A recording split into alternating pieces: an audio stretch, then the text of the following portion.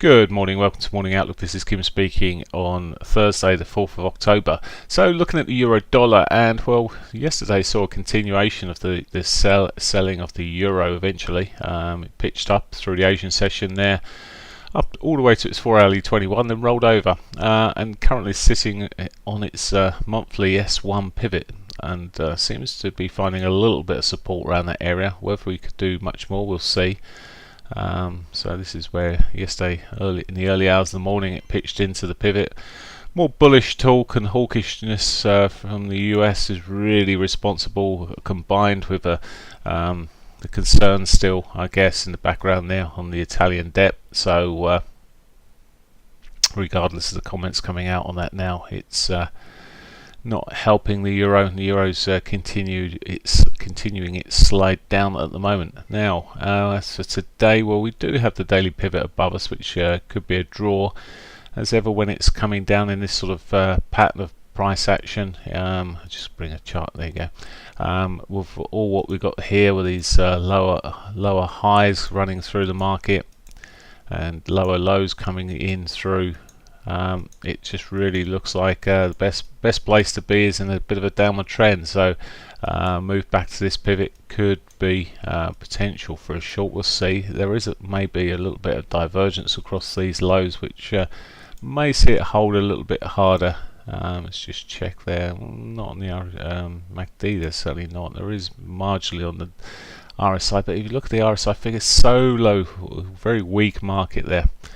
So I almost would like it to go quite quickly into that back towards that pivot for a shorting point. So looking weak. Cable. Let's come out here. It too, it's broken. It's sort of a lazier trend line there across the lows.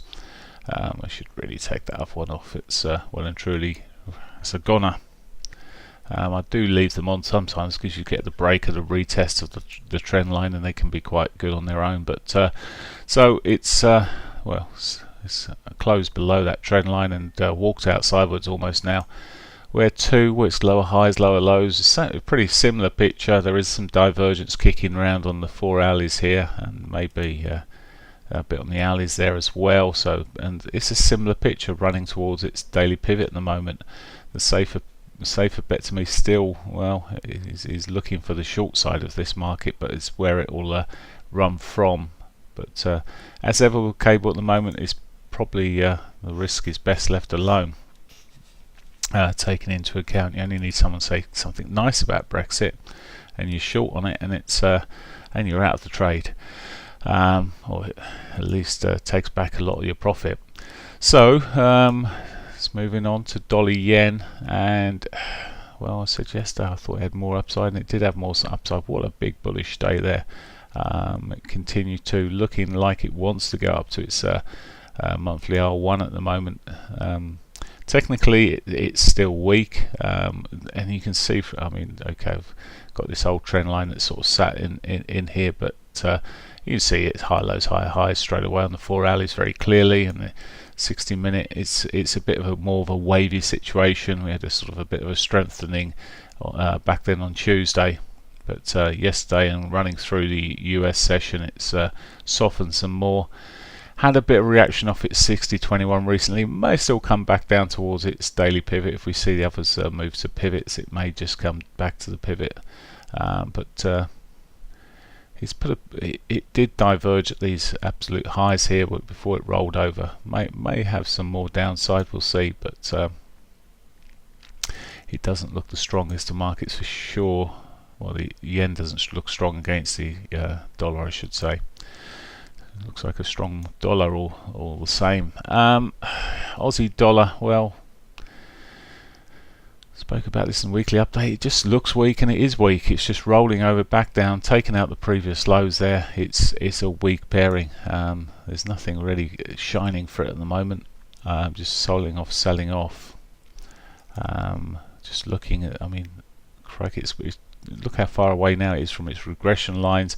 I mean, this may just get a bounce because it's haven't looked on my signal, but it has been oversold, I'm sure. But it's just working its way down at almost 45 degrees, which it sort of avoids being oversold when it sort of sits in this sort of slower move. Often it just can remain selling off at such a slower angle.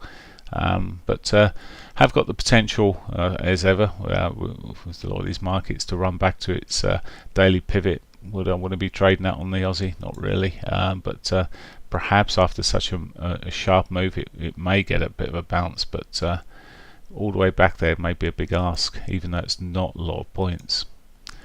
And finally, the Canadian dollar, the pickpocketer. In so often a case, but it did lose some distance yesterday, ironically pushing up towards the gap. It's softened off through the US session again there. Consolidation and phase, and maybe this gap fill I talked about is going to get filled. So look at the dailies here. Daily pivots below, so that might draw it back down again, but that 200 moving average, it would correspond with a proper close of the gap there, and it may be a point of where selling could come back into this market. But a more conservative trader would probably just put a trend line below these lows here and look for the break of that.